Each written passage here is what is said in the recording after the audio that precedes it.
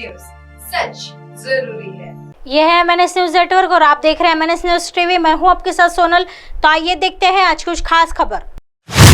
Koradi plant से फैलता प्रदूषण दे रहा यातनाएं। कोराडी बिजली केंद्र में 660 मेगावाट 2 नई यूनिट का निर्माण प्रस्तावित है। आसपास के पर्यावरणविद व स्थानीय नागरिक इसका विरोध कर रहे हैं। बिजली परियोजना से निकल रहे प्रदूषण से हजारों हेक्टेयर में खेती के नुकसान और जानलेवा बीमारियों से जूझ रहे नागरिकों को पुनः 1320 मेगावाट का शॉक देने की तैयारी शुरू है।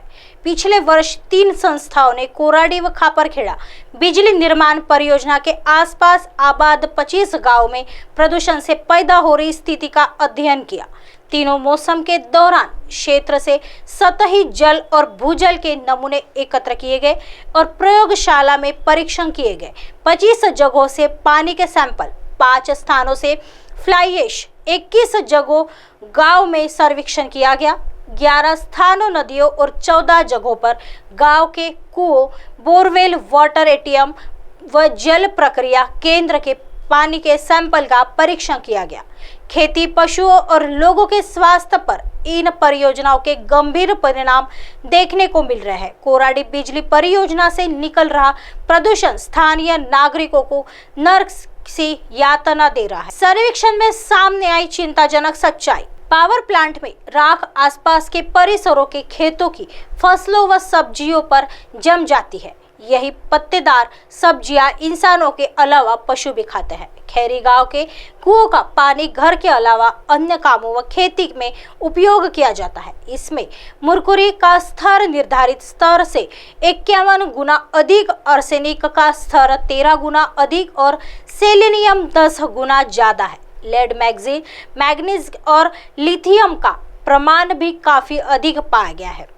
मसाड़ा गांव में बोरवेल के पानी में molybdenum, fluoride, magnesium, copper, mercury, aluminium, lithium का प्रमाण बड़े पैमाने पर नजर आया है। खैरे गांव के समीप बहने वाली पानी में arsenic, mercury, molybdenum, selenium, boron, fluoride, lithium, aluminium और मैग्नीशियम जैसे रासायनिक तत्वों का अत्यधिक प्रमाण पाया गया। सर्वे के 21 में से 18 गांव में जल निकायों, घरों, खेतों, खुली जगहों और वाहनों पर राख जमा देखी गई। 67% गांव में फ्लाई ऐश पानी पर जमा होकर पानी को दूषित कर रही है। 14 गांव में खेती भी इससे प्रभावित है। खेरी गांव के नाले में निर्धारित मानक से 3 गुना ज्यादा जहरीला प्रदूषक आर्सेनिक की मात्रा पाई गई है। पॉवर प्लांट्स आता कोराडीमध्ये जे येऊ घातलेले आहेत याची खरंच विदर्भामध्ये गरज नाही आहे आणि आतापर्यंत विदर्भामध्ये जे विजेचं उत्पादन होत आहे ते महाराष्ट्राच्या 71% विजेचं उत्पादन आहे, हेच आपल्याला लक्षात घ्यायला पाहिजे। त्याच्यानंतर 71% जर आपण प्रोडक्शन करत आहे तर विदर्भाचं कन्झम्पशन किती आहे? तर विदर्भाचं कन्झम्पशन फक्त त्याच्या 11% आहे। आता ह्या 11% विजेसाठी अजून 2 पॉवर प्लांट आपल्या उरावर बसवायची काहीच गरज नाही आहे। या पॉवर प्लांट्समुळे नागपूर शहराचं तापमान, नागपूर शहराचं पर्यावरण आणि नागपूर शहरातलं जे प्रदूषण आहे हे उच्चांकाच्या बाहेर निघालेलं आहे। आधीच आपण मागच्या काही दिवसाआधी जे मॉनिटर केलं होतं की सिव्हिल लाईनमध्ये जे मॉनिटर लागलेले आहे त्या मॉनिटरवर पोल्युशनचं प्रमाण आपण चेक केलं होतं। तर सिव्हिल लाईनसारख्या एरियामध्ये जिथे पोल्युशनचं प्रमाण अतिशय कमी आहे, प्रदूषणाचं प्रमाण अतिशय कमी आहे, त्या जागेवर सिव्हिल लाईनमध्ये जिथे ट्रॅफिक नाही आहे प्रदूषणाचं प्रमाण इतकं जास्त होतं की त्यांनी त्या रिपोर्टमध्ये असं लिहिलेलं आहे, निरीच्या रिपोर्टमध्ये असं लिहिलेलं आहे की जर एक व्यक्ती नागपूर शहरामध्ये दिवसभर जर बाहेर फिरत असेल तर तो 10 सिगरेट पीत आहे, एवढं प्रदूषण नागपूर शहराचं वाढलेलं आहे। जर का हे पॉवर प्लांट आले नागपूर शहरामध्ये 660 मेगावॅटचे 2 जे प्रपोज्ड पॉवर प्लांट्स आहेत ते जर का पॉवर प्लांट नागपूर शहरामध्ये परत आले तर नागपूर शहरामध्ये 5 वर्षाखाली दरवर्षी 10 बालकांचा मृत्यू होणार हे निश्चित आहे, हे रिपोर्ट सांगत आहे।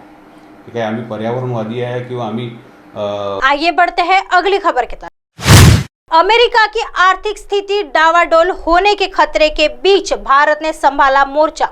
एस जयशंकर ने दुनिया को दे दी ये सलाह। भारी भरकम कर्ज में डूबे अमेरिका की आर्थिक स्थिति डावाडोल होने के खतरों ने पूरी दुनिया को आशंकित कर दिया है।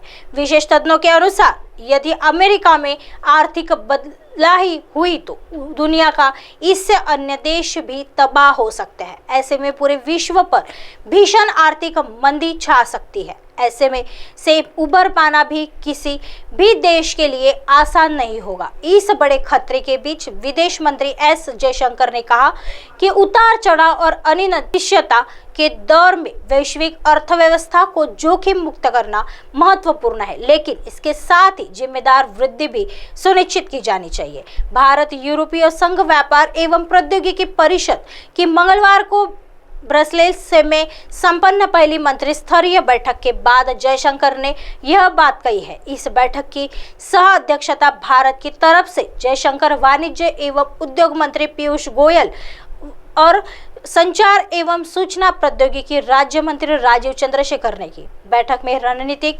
प्रौद्योगिकियों, डिजिटल तरीके से कामकाज के संचालन और हरित ऊर्जा प्रौद्योगिकी जैसे मुद्दों पर चर्चा हुई।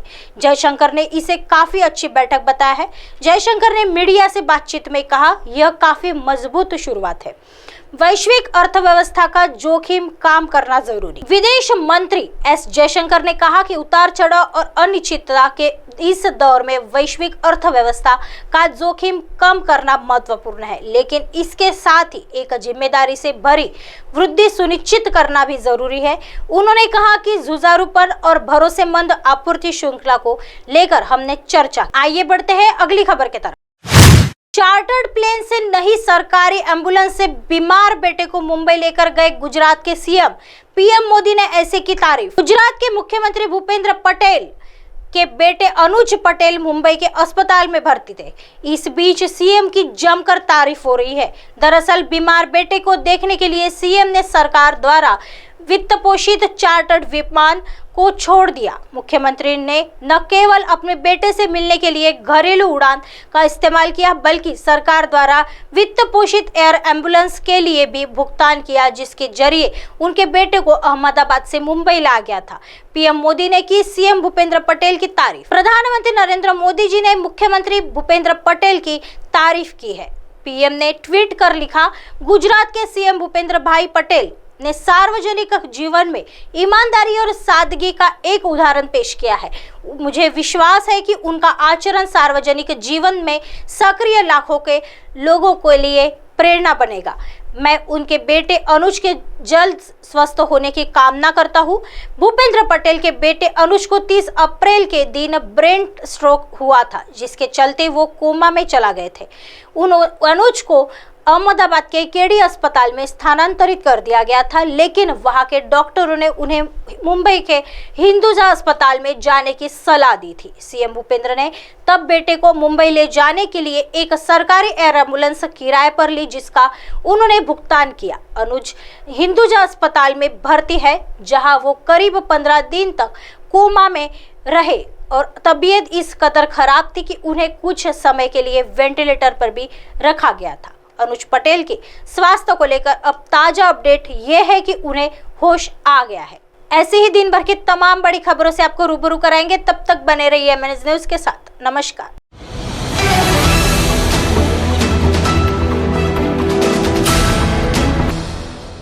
ये है MNS न्यूज नेटवर्क और आप देख रहे हैं MNS न्यूज।